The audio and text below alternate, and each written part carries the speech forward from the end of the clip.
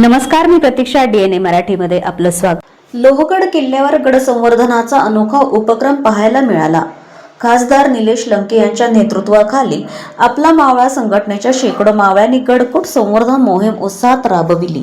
या मोहिमेत माजी मंत्री तथा आमदार जयंत पाटील यांनीही उपस्थित राहून थेट सहभाग घेतला. गडावर स्वच्छता मोहीम राबवताना, फलक बसवताना आणि विविध कामांमध्ये त्यांना मावळ्यांसोबत खांद्याला खांदा लावून कामे केली.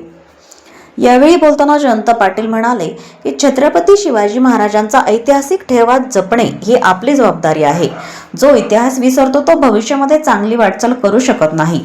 त्यामुळे नव्या पिढीने किल्ल्यांवर जाऊन खरा इतिहास समजून घेणे अत्यंत गरजेचे आहे. आपला मावळा संघटनेची ही 13वी मोहीम असून एक रविवार शिवाजी महाराजांच्या किल्ल्यांसाठी या ब्रीद वाक्याखाली मागील 13 महिन्यांपासून हा उपक्रम सातत्याने राबवला जात आहे. यावेळी गडावर स्वच्छता करणे, मार्गदर्शन फलक बसवणे, पर्यटकांसाठी बसण्यासाठी बेंच ठेवणे तसेच सौर दिवे बसवणे अशी विविध कामे करण्यात आली.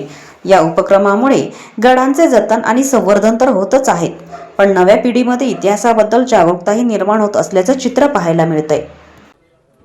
महाराष्ट्रातले छत्रपती शिवाजी महाराजांच्या पदस्पर्शाने पुनीत झालेले सर्व गडकोट किल्ले, त्यांचं संवर्धन व्हावं, तिथं व्यवस्था चांगली राहावी, तिथल्या पर्यटकांना सेवा चांगली मिळावी आणि तिथं स्वच्छता पूर्ण असावी, हा आग्रह असणारा महाराष्ट्रात फार मोठा तरुण वर्ग आहे. निलेश लंके त्यांचं प्रतिनिधित्व करतात.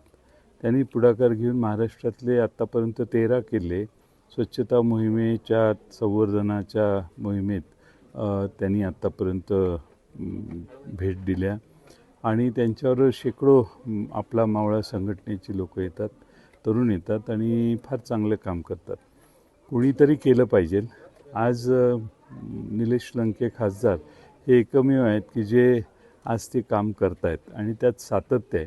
असं नाही की फोटोसाठी आले आणि गेले. त्यांनी सर्व किल्ल्यांवर सौर ऊर्जेचे दिवे लावणे, बसायला बाकडे करणे, वर जाणाऱ्यांना वेगवेगळ्या ठिकाणी विसाव्याची केंद्र तयार करणे, वर गेल्यावर देखील पर्यटकांना काही सुविधा मिळाव्यात म्हणून आणि माहिती पत्रकं किंवा बोर्ड लावणे, अशा सगळ्या गोष्टी त्यांनी केलेल्या आहेत. एक वेगळं असं काम त्यांनी केलं आहे. फार महत्त्वाचं आहे हे, कारण जो इतिहास विसरतो तो भविष्यामध्ये चांगली वाटचाल करू शकत नाही. इतिहास माहिती असला पाहिजे, खरा इतिहास माहिती असला पाहिजे. अलीकडे वेडावाकडा इतिहास मुलांच्या डोक्यात घालायचं काम काही लोक करतात, पण खरा इतिहास लोकांच्यापर्यंत पोचवणं आणि त्यासाठी नव्या पिढीनं असे किल्ले वर जाऊन पाहणे, भेट देणं, त्याला प्रोत्साहन देणं हे काम आपल्याला करावं लागेल आणि ते काम निलेश लंकेंच्या माध्यमातून आज होत आहे. निलेश लंकेंच्या या मोहिमेमुळं सरकारचे आता या किल्ल्यांकडे लक्ष जायला हळूहळू लागलेलं आहे आणि यापूर्वी देखील आमचं राज्य होतं त्यावेळीही आम्ही सिंहगड असेल, शिवनेरी असेल, अशा वेगवेगळ्या किल्ल्यावर काम केलेलं आहे. आज अशा मोहिमांमुळं अशा किल्ल्यांच्याकडं सामान्य सरकारमधल्या अधिकारी, मंत्री यांचं लक्ष गेलं तर मला वाटतं की याला अधिक गती मिळेल. आजची ही 13वी मोहीम आहे.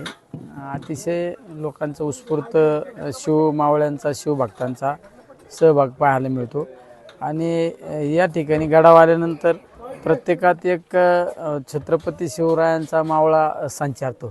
तुम्ही पाहिला असेल, आमचं ते सागर म्हणून नाशिकचा आमचा मावळा आहे, तो कुठं काम करतो पहा तुम्ही, एकदम रिस्की जॉब आहे.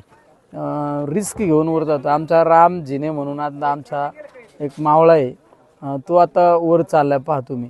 हे असे मावळे रिस्क घेऊन काम करतात. मग त्यांच्यात गडावर आल्यानंतर मी कोण आहे, काय आहे, भान विसरून जातात. हे मी मावळा आहे, राजांचा मावळा आहे, ही भावना त्यांच्यामध्ये पाहायला मिळते. असे या ठिकाणी प्रत्येकजण काम करतो. बघा तिकडे आमच्या काही महिला आहेत, महिला काम करतात. सगळे आमचे काही छोटे छोटे मावळे, कुणी स्वच्छतेचे बोर्ड लावते, कुणी डस्टबिन ठेवतंय, कुठे इलेक्ट्रिकचं काम करतात. इलेक्ट्रिकचं तिथं जिथं लाईटचा सोर्स नाही तिथं सौरचे लॅम्प लावले जातात. बघा आता आमचा तो रान म्हणून किती वर गेलाय बघा.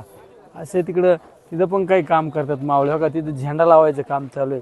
म्हणजे या ठिकाणी आलेल्या बऱ्याच वेळा काही मोहिमा फक्त फोटोशूट करण्यासाठी असतात, पण आमची या ठिकाणी आल्यानंतर प्रत्येकजण काम करतो. बघा तिथं आता ते पोलवर हे सगळं रिस्क घेऊन काम करतात मावळे.